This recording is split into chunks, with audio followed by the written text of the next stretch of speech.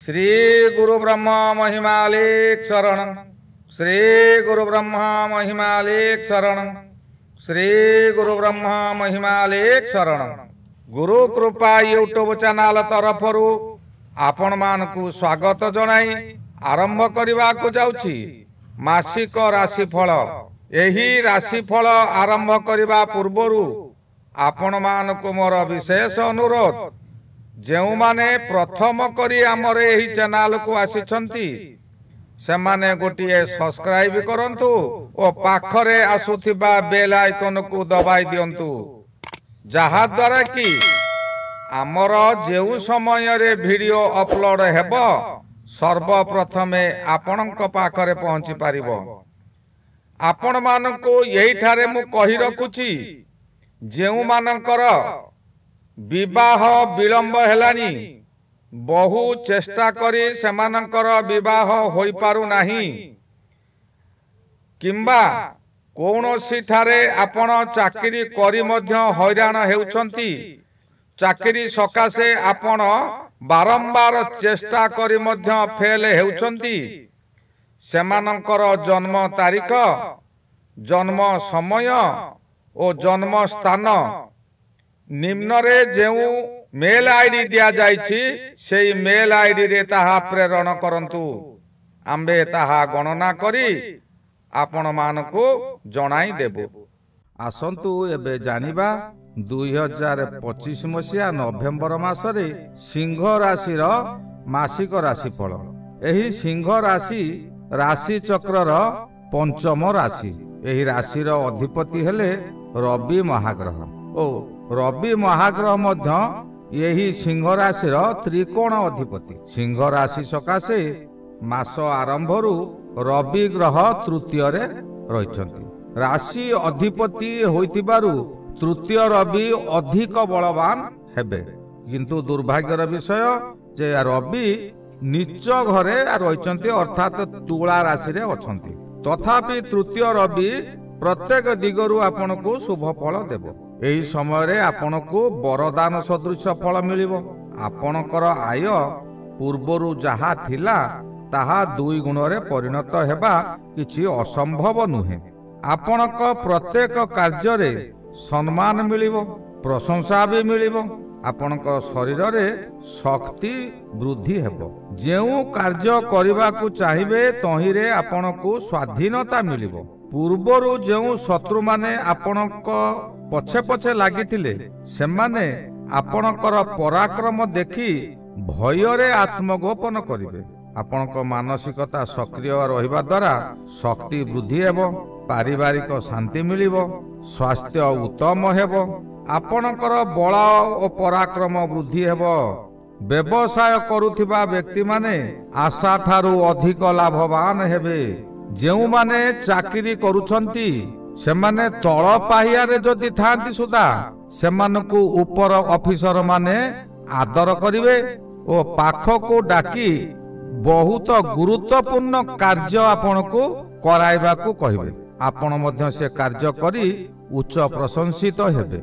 एही समय रे आपनकर वेतन वृद्धि होई पारे। जेउ माने व्यवसाय करूछंती सेमानकर व्यवसाय रे आशा ठारू अधिक लाभ पाइबे।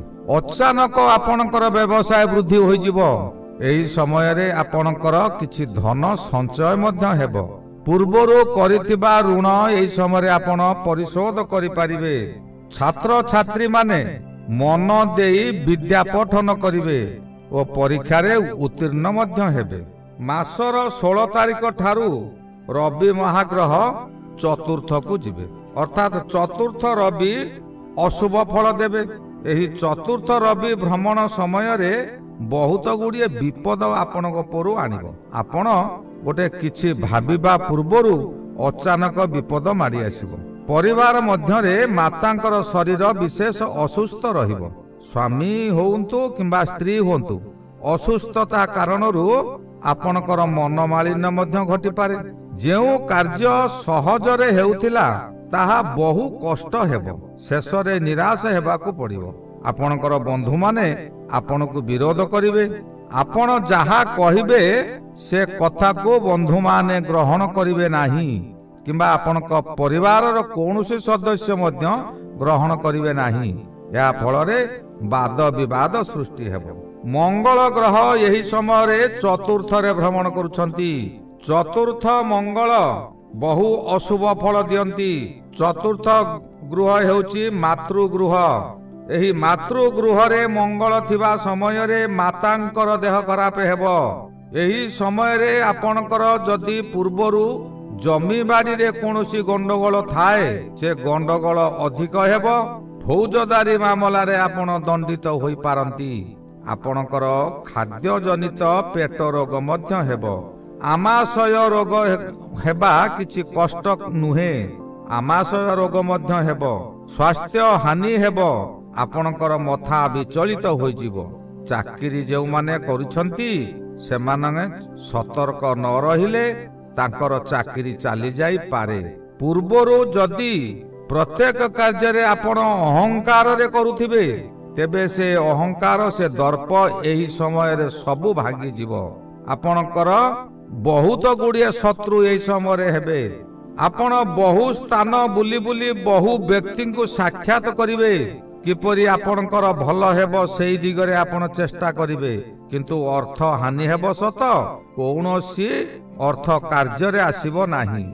ବିଦେଶରେ ମଧ୍ୟ କାହାରି ସହିତ ଗଣ୍ଡଗୋଳ ହୋଇ ଆପଣଙ୍କର ଅସ୍ତ୍ରାଘାତ ହୋଇପାରେ। ମାସ ଆରମ୍ଭରୁ ଯଦି ଆପଣ ଧର୍ମ କାର୍ଯ୍ୟ କରିଥିବେ, କୌଣସି ଦୁଃଖୀ ରଙ୍କିକୁ ସାହାଯ୍ୟ କରିଥିବେ, ତେବେ ଆପଣ ଏ ବିପଦରୁ ମୁକ୍ତି ପାଇପାରନ୍ତି। ବୁଧ ମହାଗ୍ରହ, ଯିଏକି ବୁଦ୍ଧିର ପ୍ରତୀକ, ଜ୍ଞାନର ଗ୍ରହ, ସେ ଏବେ ଚତୁର୍ଥରେ ଭ୍ରମଣ କରୁଛନ୍ତି। ଚତୁର୍ଥ ବୁଧ ମଧ୍ୟମ ଫଳ ଦିଅନ୍ତି। ନା ଶୁଭ ଫଳ ସମ୍ପୂର୍ଣ୍ଣ ଦେବେ, ନା ଅଶୁଭ ଫଳ ସମ୍ପୂର୍ଣ୍ଣ ଦେବେ। ଏହି ସମୟରେ ପରିବାର ମଧ୍ୟରେ କିଛିଟା ଆଶ୍ୱସ୍ତି ଆସିପାରେ। ଉଚ୍ଚ ଶିକ୍ଷା ନିମନ୍ତେ ଆପଣ ପ୍ରସ୍ତୁତି ହେବେ। ଏତେ ଅସୁବିଧାରେ ଥାଇ ମଧ୍ୟ କୌଣସି କାର୍ଯ୍ୟ ଶିକ୍ଷା କରିବା ସକାଶେ ଆପଣ ଆଶାୟୀ ହେବେ ଓ ସେ ଆଶା ଆପଣଙ୍କର ପୂରଣ ହୋଇଯାଇପାରେ। କୌଣସି କାରଣରୁ କିଛି ଆୟ ହେବାର ସମ୍ଭାବନା ଅଛି। ଯେ କୌଣସି ବାଟରେ ହେଉନା କାହିଁକି ଆପଣଙ୍କୁ କିଛି ଅର୍ଥ ମିଳିବ। ଛାତ୍ରଛାତ୍ରୀ ମାନେ ମନ ଦେଇ ଏହି ସମୟରେ ବିଦ୍ୟା ଅର୍ଜନ କରିବେ। ଶ୍ରେଣୀରେ ଯେତିକି ପାଠ ପଢା ଯାଉଥିବ ତାଠାରୁ ଅଧିକ ଜ୍ଞାନ ଅର୍ଜନ କରିବା ସକାଶେ ସେମାନେ ଚେଷ୍ଟିତ ହେବେ ଓ ଜ୍ଞାନ ମଧ୍ୟ ଅର୍ଜନ କରିବେ। ଏହି ସମୟରେ ଶୁକ୍ର ଗ୍ରହ ଚତୁର୍ଥରେ ରହି ଶୁଭ ଫଳ ଦେବେ। ଶୁକ୍ର ଯେଉଁ ସମୟରେ ଚତୁର୍ଥରେ ଥାନ୍ତି, ସେ ସମୟରେ ଆପଣଙ୍କୁ ପ୍ରତ୍ୟେକ ଦିଗରୁ ସୁଖ ସମ୍ମାନ ଆଣିକି ଦିଅନ୍ତି। ଚତୁର୍ଥ ଶୁକ୍ର ଭାଗ୍ୟଲକ୍ଷ୍ମୀ ସଦୃଶ୍ୟ। ଏହି ସମୟରେ ଆପଣଙ୍କର ଭାଗ୍ୟଲକ୍ଷ୍ମୀ ସହାୟ ହେବେ, କିନ୍ତୁ ଆପଣ ସତ୍କର୍ମରେ ଥିବା ଦରକାର। ଏହି ସମୟଟା ଏତେ ଖୁସି ଆସିବ ଯେ ଆପଣ କଳ୍ପନା କରିନଥିବେ। ଆମୋଦ ପ୍ରମୋଦରେ ଦିନ ଗୁଡ଼ିକ କଟିବ। ବିଭିନ୍ନ ଦିଗକୁ ଆପଣ ଯାତ୍ରା କରିବେ, ଆନନ୍ଦ ଉଠାଇବେ। ଯେ କାର୍ଯ୍ୟରେ ଆପଣ ଯୋଗ ଦେବେ ତହିଁରେ ପ୍ରଶଂସା ମିଳିବ। କର୍ମ ତତ୍ପରତା ଅଧିକ ବଢିଯିବ। ଆପଣଙ୍କର ଏହି ସମୟରେ ଖାଲି ଖୁସି ହିଁ ଖୁସି ମିଳିବ।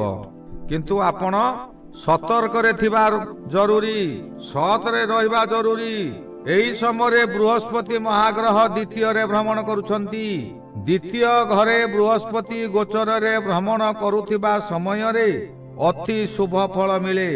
ଏହି ସମୟରେ ବୃହସ୍ପତି ଦ୍ୱାଦଶରେ ଭ୍ରମଣ କରୁଅଛନ୍ତି। ଦ୍ୱାଦଶ ବୃହସ୍ପତି ଅଶୁଭ ଫଳ ଦିଅନ୍ତି। ଦ୍ୱାଦଶରେ ବୃହସ୍ପତି ଭ୍ରମଣ କରୁଥିବା ସମୟରେ ଆପଣଙ୍କର ମଥା ବିଚଳିତ ହେବ। ସାମାନ୍ୟ କଥାରେ ଆପଣଙ୍କର କ୍ରୋଧ ଭାବ ଜାଗ୍ରତ ହେବ। ଆପଣଙ୍କର କଥାବାର୍ତ୍ତାରେ ସମାନତା ରହିବ ନାହିଁ। ଏହି ସମୟରେ ଆପଣ ଗୁରୁ ଗୁରୁଜନ ମାନିବେ ନାହିଁ। ସେମାନେ ଯାହା କହିବେ ତାଙ୍କ କଥାକୁ ଆପଣ ଅବଜ୍ଞା କରିବେ। ସର୍ବଦା ମନେ ରଖିଥାନ୍ତୁ, ଗୁରୁଜନଙ୍କର ଆଶୀର୍ବାଦ ନ ରହିଲେ ଆପଣ ଅଯଥାରେ ବିପଦରେ ପଡ଼ିବେ। ସ୍ୱାମୀ ସ୍ତ୍ରୀ କଥା କଟାକଟି ହୋଇ କଳହ ହେବ। ପରିବାର ଲୋକେ ଆପଣଙ୍କୁ ସପୋର୍ଟ କରିବେ ନାହିଁ। ଦୁଃଖରେ ସମୟ କାଟିବେ। ଆପଣ ଦିନକୁ ଦିନ ବିପଦକୁ ବରଣ କରିବେ। ଶନି ମହାଗ୍ରହ ଏହି ସମୟରେ ଅଷ୍ଟମରେ। ଅଷ୍ଟମ ଶନି ଅତ୍ୟଧିକ ବିପଦ ଦିଅନ୍ତି। ଅଷ୍ଟମରେ ଯେଉଁ ସମୟରେ ଶନି ଗୋଚରରେ ଭ୍ରମଣ କରନ୍ତି ଆପଣ ଯେଉଁ କର୍ମ କରନ୍ତୁ ତହିଁରେ ଖାଲି ଦୁର୍ନାମ ହିଁ ଦୁର୍ନାମ ମିଳିବ। ଭଲ କାମ କରୁଥିବେ କିନ୍ତୁ ଦୁର୍ନାମ ମିଳିବ। ପୂର୍ବରୁ ଯେଉଁମାନେ ଆପଣଙ୍କୁ ସମ୍ମାନ ଦେଉଥିଲେ ସେମାନେ ଆପଣଙ୍କୁ ଦେଖିଲେ ଅପମାନ ଓ ଅପଦସ୍ତ କରିବେ। ଆପଣ କିପରି କ୍ରୋଧିତ ହେବେ ସେହିପରି ବାକ୍ୟମାନ ଆପଣଙ୍କୁ ପ୍ରୟୋଗ କରିବେ। ଆପଣ ପ୍ରତ୍ୟେକ ସ୍ଥାନରେ ଅପଦସ୍ତ ହେବେ। ଏହି ସମୟରେ ଆପଣ ପୂର୍ବରୁ ଯାହା ଋଣ କରିଥିଲେ ଋଣଦାତା ମାନେ ଆପଣଙ୍କୁ ଚତୁର୍ଦିଗରୁ ଅକ୍ଟୋପାସ ପରି ଘେରିଯିବେ। ଆପଣ ଦେବାଳିଆ ହୋଇଯିବେ। ଦରକାର ପଡ଼ିଲେ ଆପଣଙ୍କ ଦ୍ୱାର ମୁହଁରେ ଲଣ୍ଠନ ଟାଙ୍ଗି ଦେବେ। ଏହି ଲଣ୍ଠନ ଟାଙ୍ଗିବା ଆଉ ଏବେ ନାହିଁ, ଏହା ପୂର୍ବରୁ ଥିଲା। ଯେଉଁମାନେ ଟଙ୍କା ସୁଝି ନ ପାରି ଦେବାଳିଆ ରୁହନ୍ତି ତାଙ୍କ ଦ୍ୱାର ମୁହଁରେ ଏକ ଲଣ୍ଠନ ଟଙ୍ଗାଯାଏ, ଯାହାକୁ କୁହନ୍ତି ଶ୍ରୀରାମପୁର ଦୁଆଳିଆ। ଏହା ଦ୍ୱାରା କଣ ହେବ ନା ଆପଣଙ୍କୁ ଆଉ କେହି ଅର୍ଥ ଦେବେ ନାହିଁ। ଆର୍ଥିକ ସଙ୍କଟ ଦେଖାଦେବ। ପରିବାର ମଧ୍ୟରେ ସନ୍ତାନ ପୀଡ଼ା ସକାଶେ ଔଷଧ ଟିକେ ବି କିଣିବାର ଶକ୍ତି ନଥିବ। ଏହି ସମୟରେ ଆପଣଙ୍କର ପଶୁ ସମ୍ପଦ ନଷ୍ଟ ହୋଇଯିବେ। ଗାଈ ଗୋରୁମାନଙ୍କୁ ବାହାରକୁ ଚରିବାକୁ ଛାଡ଼ିଦେବେ। ସନ୍ଧ୍ୟା ବେଳକୁ ଆଉ ତାଙ୍କର ସନ୍ଧାନ ମିଳିବ ନାହିଁ। ଦୁଃଖ ପରେ ଦୁଃଖ ମାଡ଼ି ଆସିବ। ନିଜ ଶରୀର ରୋଗାକ୍ରାନ୍ତ ହୋଇପଡ଼ିବ। ଆପଣ କିଂକର୍ତ୍ତବ୍ୟ ମୂଢ଼ ହୋଇ ଦରିଦ୍ର ପଞ୍ଚାକ୍ଷର ମନ୍ତ୍ର ଜପିବା ସାର ହେବ। ବିଶେଷ କଥା ହେଲା ଶନିଦେବ ହେଲେ ନ୍ୟାୟ ଓ ଧର୍ମର ପାଳକପତି। ଆପଣ ଏତେ କଷ୍ଟ ମଧ୍ୟରେ ଥାଇ ଯଦି ଅଧର୍ମ ନ କରୁଛନ୍ତି ତେବେ ଶନିଦେବ ଏ ସମସ୍ତ ଅଶୁଭ ଫଳକୁ ଓଲଟାଇ ଦେବେ। ତଥାପି ଜାତକ ଚକ୍ରରେ ଶନିଙ୍କର ସ୍ଥିତିକୁ ନେଇ ଫଳ କମ୍ ବେଶୀ ମିଳିବ। ଏଣୁ ଜଣେ ବିଜ୍ଞ ଜ୍ୟୋତିଷ ପାଖରେ ଜାତକ ଦେଖାଇ ଶନିଙ୍କର ସରଳ ପ୍ରତିକାର କରନ୍ତୁ। ରାହୁ ମହାଗ୍ରହ ଏହି ସମୟରେ ସପ୍ତମରେ ଭ୍ରମଣ କରୁଛନ୍ତି। ରାହୁ ହେଉଛନ୍ତି ଗ୍ରହ ଜଗତର ରାଜା। ସପ୍ତମରେ ରାହୁ ଯେଉଁ ସମୟରେ ଭ୍ରମଣ କରୁଥାନ୍ତି ସେ ସମୟରେ ବ୍ୟକ୍ତିଙ୍କୁ ସୁଖ ପ୍ରଦାନ କରନ୍ତି। ଏହି ସମୟରେ ପରିବାରରେ ସ୍ୱାମୀ ସ୍ତ୍ରୀଙ୍କ ମଧ୍ୟରେ ଏକ ମନ ଏକ ପ୍ରାଣ ହୋଇ ରହିବେ। ଯେଉଁମାନଙ୍କର ବହୁ ଦିନରୁ ବିବାହ ହୋଇପାରୁନାହିଁ ସେମାନେ ଏହି ସମୟରେ ରାହୁଙ୍କର ପ୍ରତିକାର କଲେ ବିବାହ ହୋଇଯିବ। ଯେଉଁମାନଙ୍କର ବହୁ ଦିନରୁ ଚାକିରି ହୋଇପାରୁନାହିଁ ଜନ୍ମ କୋଷ୍ଠୀରେ ଯଦି ରାହୁଙ୍କର ଦୁଷ୍ଟ ଦୃଷ୍ଟି ଅଛି ତେବେ ରାହୁଙ୍କର ଶାନ୍ତି କରନ୍ତୁ। ଆପଣଙ୍କର ଚାକିରି ମଧ୍ୟ ମିଳିଯାଇପାରେ। ରାହୁ ହେଉଛି ଗ୍ରହମାନଙ୍କର ରାଜା। ତାଙ୍କରି ମସ୍ତକରେ କେବଳ ସ୍ୱର୍ଣ୍ଣ ଖଚିତ ମୁକୁଟ ଅଛି, ଆଉ କାହାରି ମସ୍ତକରେ ମୁକୁଟ ନାହିଁ। ଏହି ସମୟରେ ଆପଣଙ୍କର ବିଭିନ୍ନ ଦିଗରୁ ଅର୍ଥ ଲାଭ ହେବ ହିଁ ହେବ। ଯେଉଁମାନେ ବ୍ୟବସାୟ କରୁଥିଲେ ଲାଭ ନ ହୋଇ ବାରମ୍ବାର କ୍ଷତି ସହୁଥିଲେ ସେମାନଙ୍କର ଏବେ ବ୍ୟବସାୟ ଖୁବ୍ ଭଲରେ ଚାଲିବ। ଅବିଶ୍ୱାସନୀୟ ଆୟ ହେବ। ଏହି ସମୟରେ କେତୁ ମହାଗ୍ରହ ଜନ୍ମରେ ରହି ମନରେ ଦୁଶ୍ଚିନ୍ତା ବଢାଇ ଦେଇପାରେ। ଖାଇବାକୁ ନ ପାଇ ଅଖାଦ୍ୟ ଭୋଜନ କରିବେ। ଅନ୍ୟ ଗ୍ରହମାନଙ୍କର ଅଶୁଭ ଫଳ ଅଛି, ଯାହାଦ୍ୱାରା କି ଆପଣ ସମସ୍ତ ଗ୍ରହଙ୍କର ଅଶୁଭ ଫଳ ମିଳିତ ହେଇଯାଉଛି। ଏଣୁ ଆପଣ ଏତେ କାର୍ଯ୍ୟବ୍ୟସ୍ତତା ରହିବେ, ଏତେ ପରିବାର ଚିନ୍ତାରେ ରହିବେ ଯେ ନିଜ ଖାଇବାଟା ଆପଣ ଭୁଲିଯିବେ। ଏହି ଠିକ ସମୟରେ ଆପଣ ଖାଇ ନ ପାରିବାରୁ ଆପଣଙ୍କର ପେଟ ରୋଗ ହେବ, ଦଣ୍ଡିସ ମଧ୍ୟ ହେବ, ମଥା ବିଚଳିତ ହେବ। ରାତ୍ରିରେ ଆପଣଙ୍କୁ ନିଦ୍ରା ହେବ ନାହିଁ। ରାତ୍ରିରେ ବିଛଣାରେ ଶୟନ କରି ବିଭିନ୍ନ ବିଷୟମାନ ଭାବିବେ। ଏହି ଗଲା 2025 ମସିହା ନଭେମ୍ବର ମାସରେ ସିଂହ ରାଶିର ମାସିକ ରାଶିଫଳ। ଶ୍ରୀ ଗୁରୁ ବ୍ରହ୍ମ ମହିମା ଆଲେଖ ଶରଣ। ଶ୍ରୀ ଗୁରୁ ବ୍ରହ୍ମ ମହିମା ଆଲେଖ ଶରଣ।